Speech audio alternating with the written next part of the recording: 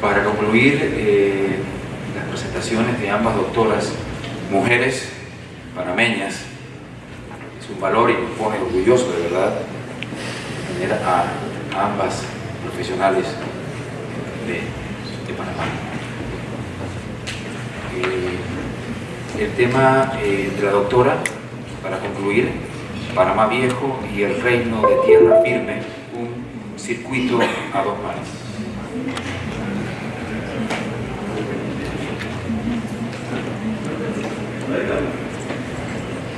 Se habían olvidado de mí. Pensaron que tan breve introducción iba a significar que no iba a estar yo aquí. Bueno, aquí estoy. Bien, se habrán dado cuenta que pasamos muy rápidamente por algunos elementos, especialmente en el tema urbano y en el tema de las ciudades. Hablamos de puertos, hablamos de calado, hablamos de navíos, hablamos de fragatas, galeones, naos, pero había detrás de eso ciudades. Siguiente, por favor. Esas ciudades intentaron sobrevivir, todas estas ciudades intentaron consolidarse,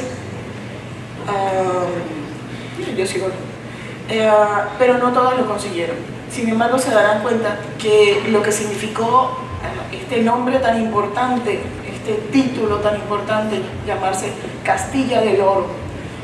Posteriormente le movieron un poco los límites, lo cambiaron un poco. Castilla del Oro deja de llamarse Castilla del Oro y se llama el Reino de Tierra Firme, un reino de papel, porque además existía un reino, pero no un rey aquí. Era dependencia del mismo rey en España. Este reino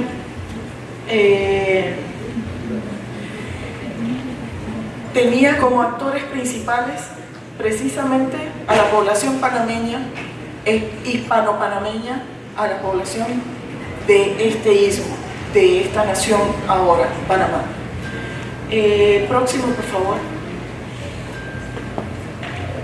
No, hemos saltado, retrocedemos un poco. Santa María la Antigua del Darién. La primera población que mencionamos al principio de la intervención anterior, Santa María la Antigua del Darién, es una ciudad que intenta tener un carácter permanente desde el primer momento, tanto que recibe a la diócesis, recibe al obispo, recibe a un presidente, gobernador general, recibe un montón de personas viviendo al mismo tiempo y asentándose allí. Una población que de pronto no estamos totalmente de acuerdo con la propuesta que hace el arqueólogo que actualmente se encarga en el lado colombiano de esta Santa María la Antigua, que propone una ciudad como la que vemos allí arriba sobre vuestra mano derecha.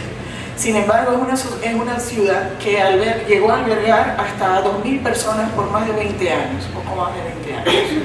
Evidentemente debe haber tenido una estructura muy similar a la estructura que se le da con las ordenanzas, una estructura ortogonal, trazado a regla, cordel, con una conformación cuadrangular en cada una de sus cuadras, etc. Sin embargo, esta ciudad se ve envuelta en una serie de problemas principalmente por nuestros dos más famosos protagonistas, que son Vasco Núñez de Balboa y Pedro Arias de Ávila. Vasco Núñez de Balboa es presidente aquí, llegaba Pedro Arias, un nuevo presidente, y bueno, ya sabemos todo lo que pasa con este tipo de cosas. Entonces quítate tú, no mejor tú. Y al final, Pedro Arias viene con una serie de instrucciones para fundar nuevas ciudades, aparte de las que se habían fundado antes. A él lo premian por haber ganado la guerra contra los moros, entre otras cosas, en varios emplazamientos en Granada, por ejemplo. Pedro Arias viene con una carta del rey que dice: quiero que me fundes tantas ciudades en un periodo de tanto, y además te voy a recompensar económicamente con tanto por cada ciudad fundada. Obviamente, venga, vamos a fundar, ¿no? Vamos a cobrar. Entonces, Pedro Arias de Ávila se encuentra con un anterior presidente que no termina de soltar el cargo. Pedro Arias de Ávila dice: ¿sabes qué? Tú eres presidente de tu ciudad, yo voy a fundar las mías, funda otras. Terminan enfrentándose. Próxima, por favor. Y entonces comienzan las fundaciones de Pedro Arias de Ávila, como el caso de una ciudad que desaparece de la historia al punto de que este es el único registro que tenemos de la ciudad de Acla, una ciudad que además es tan tristemente famosa porque ese enfrentamiento entre presidentes, que esperamos que no continúen en el mismo estilo, ese enfrentamiento terminó con la decapitación de uno a manos del otro, en una ciudad que funda uno, porque Acla es fundada por Pedrarias, pero al final es dirigida por Balboa. Desde aquí sale Balboa para descubrir el Mar del Sur, vuelve y finalmente Pedrarias en la plaza mayor de Acla, que nos da a entender que probablemente esta ciudad se parecía a la anterior, a Santa María la Antigua, con una estructura de ciudad, una plaza, edificios alrededor, la iglesia, etc. Esta ciudad lamentablemente se hace famosa en uno de los episodios más tristes, porque al final todos terminamos siendo hinchas de Balboa y no somos muy fan de Pedrarias y su estilo avasallante. Acla finalmente desaparece también, no queda registro de cómo pudo haber sido Acla, no sabemos cómo pudo haber sido. Se detecta parte de las evidencias de Acla a través de una investigación de un arqueólogo que es español, que durante la guerra con Franco y todo este cuento va a vivir a Venezuela, y desde Venezuela viene a Panamá y empieza a hacer una investigación para tratar de encontrar Acla. Encuentra restos cerámicos y otras cosas, pero no logra encontrar cómo era Acla. No se sabe exactamente cómo es Acla. Acla desaparece finalmente, habiendo durado 15 años o poco más. Próxima, por favor. Entre medio aparece entonces Nombre de Dios. Como vimos, Nombre de Dios en realidad no viene a pelear con Acla o con Santa María la Antigua por ser una gran ciudad. Viene a tratar de posicionarse como un puerto, porque Nombre de Dios intenta ser el punto de llegada de el traslado de comercio, de bienes comerciables para entrar al istmo y de allí continuar al otro lado, al otro océano y hacia el sur del continente. Nombre de Dios, el único registro que hasta ahora, o el primer registro que existe de cómo fue Nombre de Dios, que lamentablemente ha tenido una suerte también similar a la de Acla, es este pequeño trazado que fue una vista imaginaria de una persona que estuvo acá cuando Nombre de Dios ya estaba más que perdido, más que desmantelado, y se lleva una idea de cómo era más o menos esa ciudad y deja este pequeño grabado que lo tiene en el fondo. Allí en el fondo vemos un puerto o un intento de puerto, un intento de muelle, y vemos una ciudad que se desplaza desde el muelle hacia atrás y hacia la derecha. Una ciudad muy pequeña por lo que vemos, además una ciudad que por registros históricos sabemos que solamente durante las ferias era poblada. Durante el resto de los años que no había feria, que no se anunciaba la llegada de nada procedente de España, se despoblaba completamente. Todo el mundo se movía hacia Panamá Viejo, a vivir en Panamá Viejo o en otras partes, y abandonaba Nombre de Dios. Evidentemente una ciudad que prosperó muy poco y de la cual tampoco podemos saber mucho.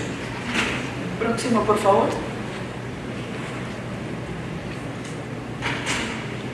San Felipe de Portobelo. San Felipe de Portobelo, como está entre paréntesis, es descubierta, esa bahía es descubierta ensedada, es descubierta en 1502 por el propio Cristóbal Colón. Sin embargo, no es hasta 1597 que se puebla y que se trata de 1. poblar, 2. fortificar, 3. casi amurallar, poco les faltó, y 4. consolidar como el pueblo, que reemplaza el Nombre de Dios, porque finalmente nos encontramos que este es el emplazamiento que realmente puede recibir buenos barcos, buena cantidad de materiales, de bienes comerciables, de personas, tanto libres como esclavizadas, que pudiesen entrar al continente a través del istmo centroamericano. Nombre de Portobelo, aparte como les mostraba Katy, tuvo inmediatamente la construcción y la continua mejora y evolución del sistema fortificado que protegía ambos lados de la ensenada y además tierra adentro, también tuvo una pequeña población, una pequeña ciudad que vemos aquí cuadriculada, como la vemos allí.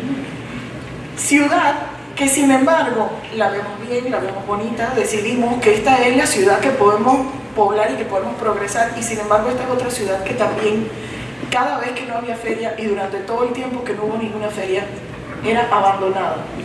Quedaban 10, 15 personas habitando unas 50 casas máximo, y lo demás quedaba totalmente despoblado.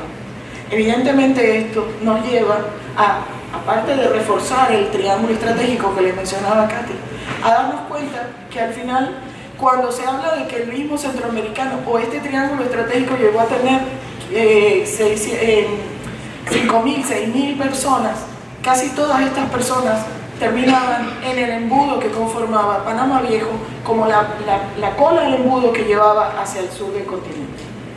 Próximo, por favor. Nuestra Señora de la Asunción de Panamá, como lo veíamos antes, fue construida sobre un asentamiento indígena que sirvió de ejemplo para poder de ahí construir la ciudad que después fue. Próximo. Aquí, usando el plano de Bautista Antonelli, que es el primero que se conoce de la ciudad, vemos descrito, lamentablemente hay mucha luz, no se ven los números relacionados con los solares. El proyecto arqueológico Panamá Viejo tiene más de 25 años de funcionamiento permanente, lo cual ha permitido conocer lo que ahora apenas parecen ser las ruinas de 7 iglesias, una catedral, 2 casas importantes y un hospital. Ha permitido entender que esa ciudad es la ciudad que fue. Próximo, por favor. Las líneas destacadas en rojo muestran aquellos puntos en los cuales hemos podido hacer arqueología y hemos podido entender cómo fue la ciudad originalmente para el momento en el que Portobelo se consolida. Próximo.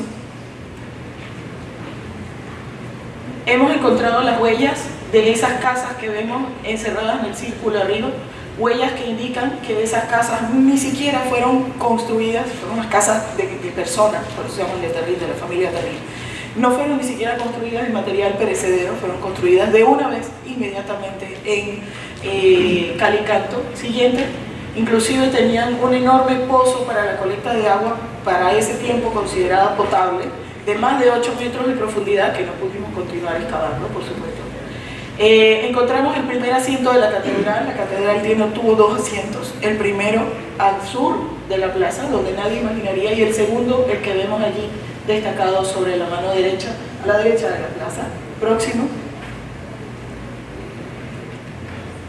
Tenemos todas las huellas de las casas que correspondían a la primera carnicería, las casas de los mercaderes. Panamá Viejo principalmente fue habitado por mercaderes, y en cada una de las casas hemos encontrado inclusive qué tipo de mercancías vendían, procedente de Sevilla, procedente de Europa en líneas generales. La primera cárcel, el cabildo, la casa del alcalde, el primer asiento de gobierno. Siguiente. Más casas. Ahí vemos parte de las huellas de las casas, cómo fueron remodelándose y cambiando. Próximo. Y no solamente, para terminar lo más rápido posible, no solamente se trató de una ciudad que desde el principio, igual que las demás, intentó construirse para quedarse, sino que además se intentó construir para poder dar soporte a todas las necesidades de la población. Se ha dicho muchísimo que Panamá Viejo no tenía agua potable. Sin embargo, a raíz de toda la cantidad de pozos que estamos viendo ahí, y las fechas las ven, que no solamente están en el perímetro, sino dentro de la ciudad, relacionadas a un enorme sistema de acequias. Siguiente, por favor. Un sistema de acequias que percorre las manzanas de todas las calles relacionadas a todos los pozos que vimos. Siguiente, por favor. Y que inclusive permitieron la adaptación de, y con esto ya estamos por terminar, acequias con embudos para la decantación, pozos secundarios para el filtrado de agua, que permitían la colecta de agua. Próximo. Siguiente. Todo esto dirigido hacia el aljibe, que algunos de ustedes conocen, la cisterna más grande que se conoce en la región. Y también en áreas de uso público, un poco vergonzoso para todos, como por ejemplo el baño, que permitía tener baños de uso público con drenajes subterráneos, limpieza inmediata, aprovechando el agua del entorno. Próximo. Una ciudad un poquito más arriba, por favor, ahí, ok, ahí. Una ciudad cuyo puerto, del cual hablamos muy poco y ha dado poco tiempo de ver aquí en imágenes, pero podemos ampliar en conversación, llegó a tener la evidencia de la triste historia que significa la población esclavizada que pasó por Panamá Viejo en dirección al sur. Para la fecha en la que se pierde la ciudad, en la margen del puerto de la Tasca se encontraba la casa de los genoveses, tristemente famosa por la cantidad de esclavos que recibió, tristemente famosa porque al momento de perder la ciudad, de destruirse esta historia, la ciudad había hecho un contrato para mover 8.000 esclavos, y para ese momento, que no se había cumplido el periodo completo del contrato, había cuadruplicado la cantidad de personas que movilizó por el puerto de la Tasca. Próximo. Esta, finalmente, en esquemático arriba e ilustrado similar a Sevilla, abajo, es la ciudad que fue Panamá Viejo. Es la ciudad que permitió lo que ahora es todo el sistema portuario que les mencionaba Katy, y que ha permitido convertirse en la joya y en el nodo de la primera gran globalización de América. Gracias.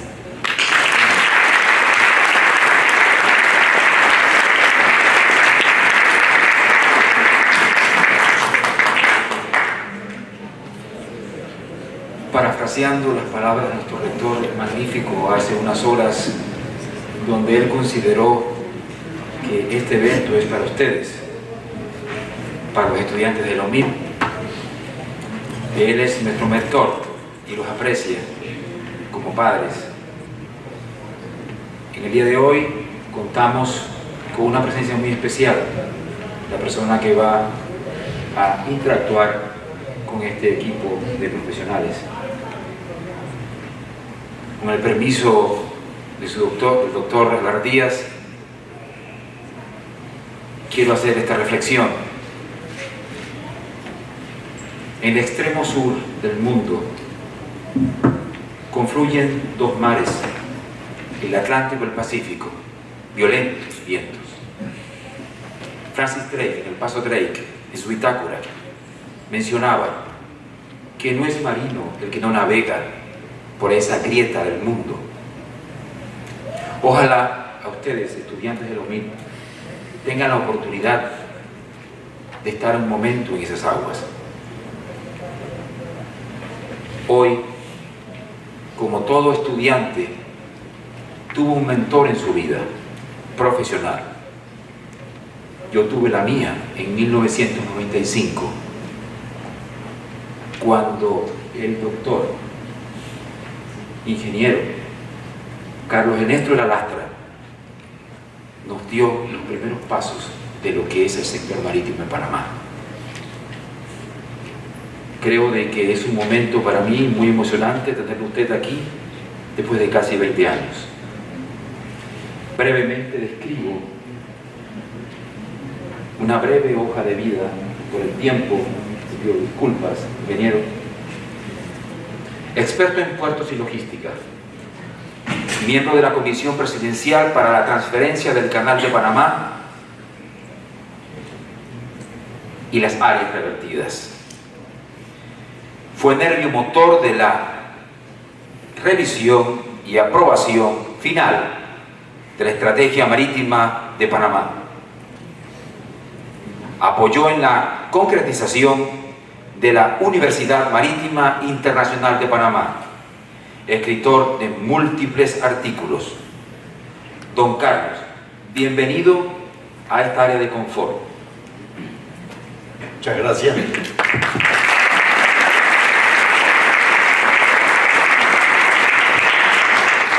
escuchan? Sí, señor. Lo de atrás también. Una vez pregunté eso y los de atrás dijeron que no y todos los que estaban adelante se fueron para atrás, ¿no? Miren, hemos hecho un viaje en el tiempo y en la distancia de 500 años. La explicación de la fundación de las primeras ciudades españolas en el Istmo y la primera ciudad europea en el mar Pacífico, la ciudad de Panamá, que el otro año cumple 500 años. Y la historia que nos han esbozado Mirta y Katy es una historia que pone en evidencia el destino manifiesto de lo que es Panamá. La ciudad de Panamá realmente, como terminó Mirta, es la primera ciudad globalizada del Pacífico. Y de aquí surgen las conquistas del Imperio Inca, las navegaciones hacia Centroamérica y las navegaciones penetrando en el mar Pacífico, lo que se llamó por 300 años el lago español.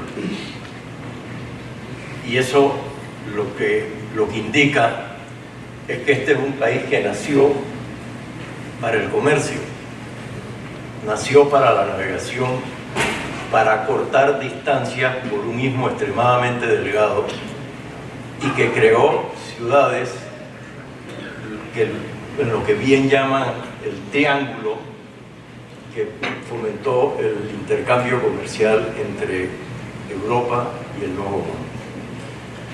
Yo creo que poco más podemos decir sobre estas dos presentaciones, salvo el hecho que este viaje en el tiempo y en la distancia nos permiten afirmar con absoluta certeza de que si han pasado 500 años de la fundación de Panamá, nuestro destino seguirá siendo el mismo en el futuro.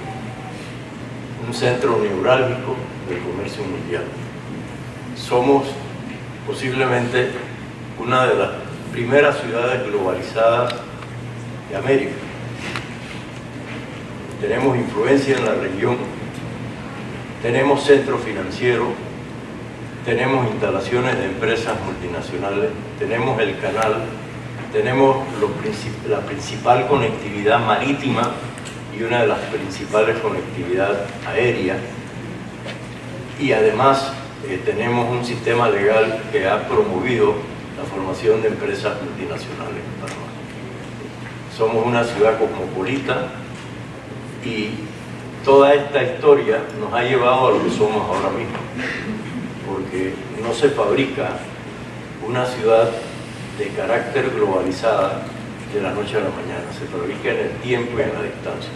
Yo creo que eso se ha puesto en evidencia esta tarde y le agradezco a las dos oradoras esa oportunidad de hacer ese viaje en el tiempo. Y como hablamos de tiempo, fue tan interesante lo que dijeron, el tiempo que tengo para hablar se acabó también. Entonces vamos a empezar el periodo de preguntas y respuestas. Y por favor, quien desee.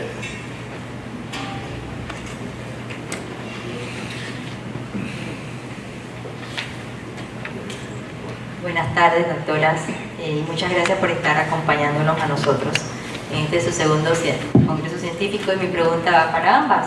La verdad que nuestro congreso es muy marítimo, muy de puertos y todo aquello, ¿cierto?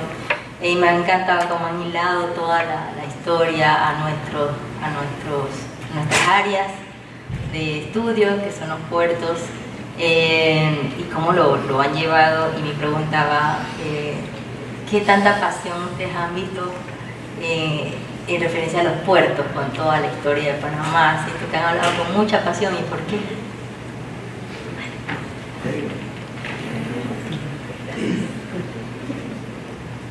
Katy.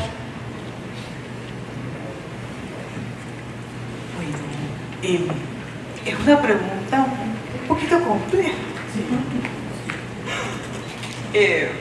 Bueno, hablando pues desde mi propia experiencia y que por supuesto pienso que será también de Mirta. Una de las cosas, uno de los puntos desde los cuales yo he mirado a Panamá es desde los estudios de patrimonio mundial. Los estudios de patrimonio mundial hacen que se abra el compás para poder entender cómo estos sitios son hitos de la historia humana y cómo se relacionan todos en la gran cadena de eventos que es la historia universal. Dentro de ese punto de vista, para Panamá el lugar lógico es ser este gran centro logístico que además de mover bienes y personas ha movido cultura y también ha movido todas estas influencias en las que a través de los puertos de Panamá entran al continente el idioma español, entran las estructuras administrativas españolas que todavía se reflejan en el sistema de derecho que tenemos nosotros. También se refleja en todo lo que es el arte. Por ejemplo, el arte religioso es una de las cosas que también se disemina desde Panamá. El comercio con Sevilla, con otros pueblos, el principal puerto español que se relaciona con Panamá. Todas estas cosas que son lo que se le puede poner una palabra un poco descriptiva, pero sí es una interfecundación cultural, en la cual no solamente es el tema de ser el paso, sino también lo que se queda aquí y que representa las identidades plurales que tiene Panamá. También todo este tema que es muy duro, muy difícil, de las personas esclavizadas, de cómo vienen a América, qué es lo que traen y cómo sus saberes, sus temas gastronómicos, sus creencias, su cosmogonía, todas estas cosas se mezclan con las que estaban ya en Panamá, no solamente con los diferentes grupos originarios, sino también con los grupos europeos que se mezclan en Panamá y que dan como resultado muchas de las cosas, son el gran referente para entender nuestra propia historia. Por eso el puerto es principal. El puerto es la puerta de entrada y de salida.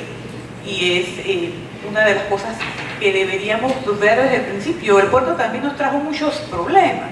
Y una de las cosas que nos trajo el exceso de éxito fue el tema del canal también, el canal de Panamá, que a través de una historia pues compleja ha dado como resultado todas estas cosas que ha descrito el doctor de la Lastra, que hoy en Panamá nosotros podemos decir, somos una ciudad cosmopolita, que somos un centro logístico, que tenemos un centro bancario, tenemos el puente aéreo, tenemos la estrategia marítima, y que todas estas cosas se desprenden de esa historia del puerto. Por eso, en el caso mío, es tan importante comprender esa interacción y todavía tengo muchísimas preguntas porque siempre seguimos aprendiendo. Hay un montón de cosas que a veces uno las da por sentado, pero a medida que se investiga, que conseguimos más información, vemos más documentos, hay más evidencias, le empiezan también a cambiar.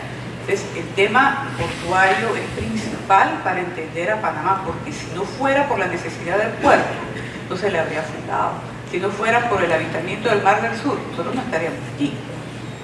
Por eso es tan importante. Yo me atrevería a agregar que Panamá es el único país con un puerto en dos océanos. 80 kilómetros de distancia no es distancia. Y eso hace también una característica muy especial a esta tierra llena de litorales, llena de mares. ¿Alguna otra pregunta?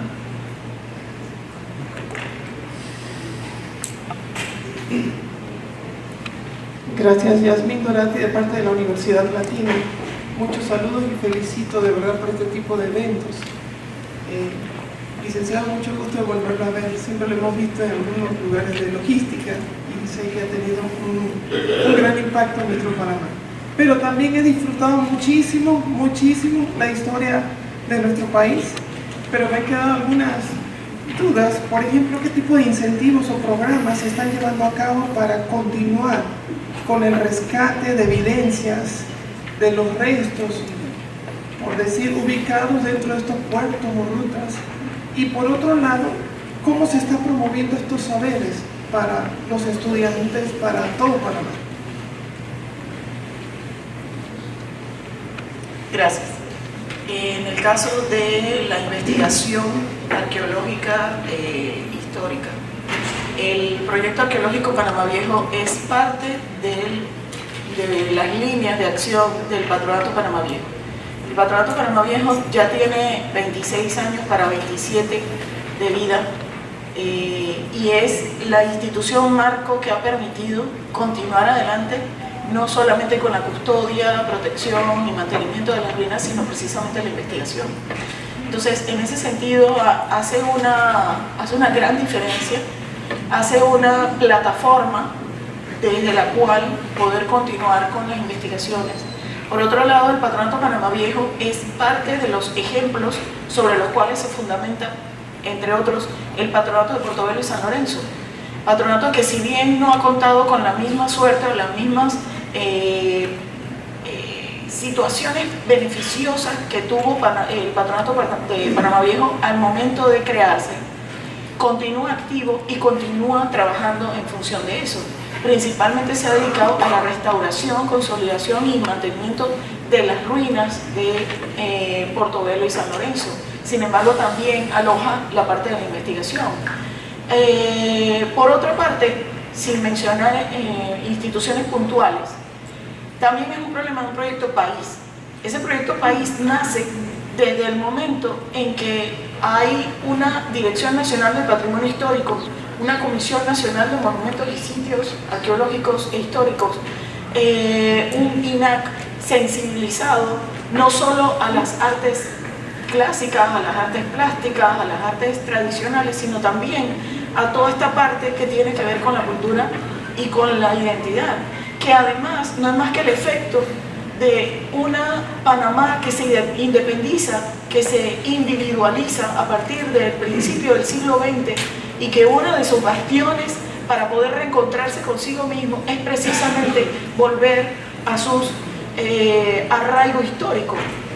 Eso es lo que ha sucedido con nuestra identidad, nuestra nacionalidad se amarra después de haber quedado silenciados durante el tiempo